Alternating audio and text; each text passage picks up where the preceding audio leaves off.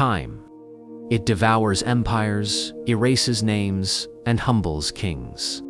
Every ruler in history has tried to control land, people, and destiny, but only one dared to fight time itself. This is the story of an emperor who believed death was not inevitable, but a flaw to be corrected. A man who unified a nation, only to be undone by the one thing he could never conquer. In 259 BCE, a boy is born into chaos. China is divided into warring states, each fighting endlessly for dominance. The land is soaked in blood, ambition, and fear. At just 13 years old, the boy becomes king. His name is Ying Zhang. He inherits not just a throne, but a world that refuses to stay still. From the beginning, he learns one truth: power must be absolute, or it disappears. By his early 20s, Ying Zhang begins a campaign unlike any before. One by one, rival states fall. Armies collapse. Cities burn. Dynasties vanish.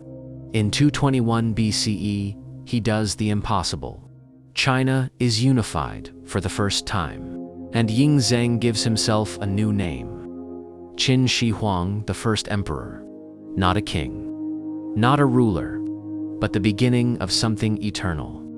Qin Shi Huang does not just rule land. He standardizes writing. He standardizes currency. He standardizes roads, weights, and measurements. Even thought itself becomes controlled. Books are burned. Scholars are silenced. The emperor is not building a nation. He is building permanence. A world where everything obeys him, and nothing changes. But there is one thing he cannot command: time. No matter how vast his empire, no matter how absolute his authority, he continues to age. Every day is a reminder. Even emperors decay. And so, fear begins to grow. Not fear of rebellion, but fear of death. In ancient China, immortality is not just myth.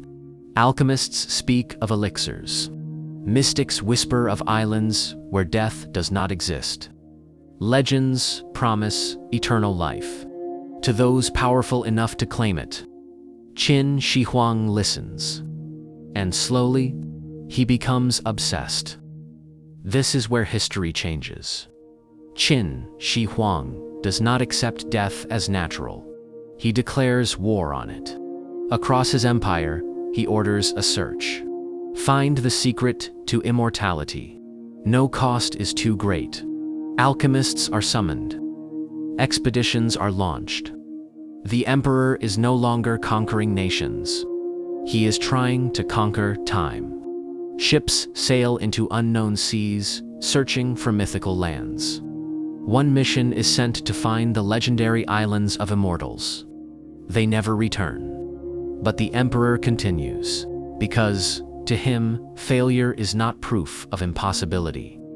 It is proof that he hasn't searched far enough. While the search continues, Qin Shi Huang builds endlessly. Palaces stretch across landscapes. Walls rise to protect his empire. But one project stands above all others. A tomb, not just a grave, but a kingdom beneath the earth. Thousands of workers dig for years. The emperor's tomb becomes a mirror of his empire. Rivers of mercury flow beneath it. Armies of terracotta soldiers stand guard. Everything is designed for one purpose: to rule, even after death. Because if immortality fails, then he will conquer the afterlife instead. Alchemists finally present a solution. An elixir of life. It promises eternal existence, but it contains mercury. To them, mercury is mystical, powerful, divine. To us, it is poison. But Qin Shi Huang drinks it. Again, and again, and again. At first, nothing changes. But slowly, the emperor begins to weaken. His body trembles. His mind becomes unstable. The very thing meant to preserve his life, is destroying it. But he cannot stop, because to stop is to accept death. And that is something he refuses to do. As his health declines, his fear grows. He begins to trust no one. Assassins are everywhere. Death is everywhere. He travels constantly, avoiding the capital, always moving, always searching, as if motion itself could outrun time.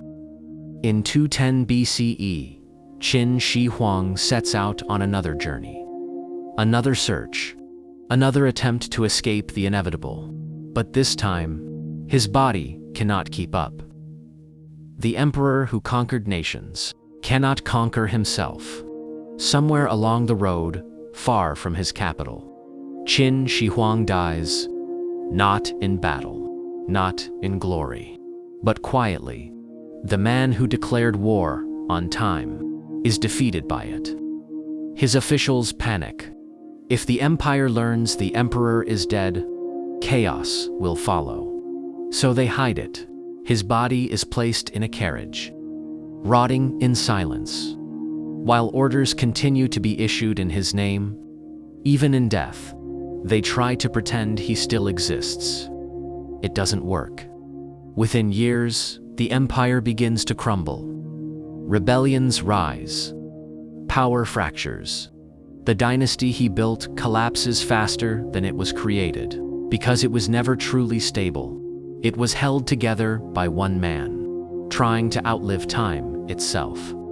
Qin Shi Huang changed history. He unified China. He shaped civilization. But his greatest battle was also his greatest failure, because time cannot be conquered, not by kings, not by empires, not by anyone. And yet, every human being continues the same war, trying to leave something behind, trying to matter, trying to last. In the end, Qin Shi Huang didn't defeat time, but he proved something far more unsettling. Even the most powerful man in history was just another moment waiting to disappear.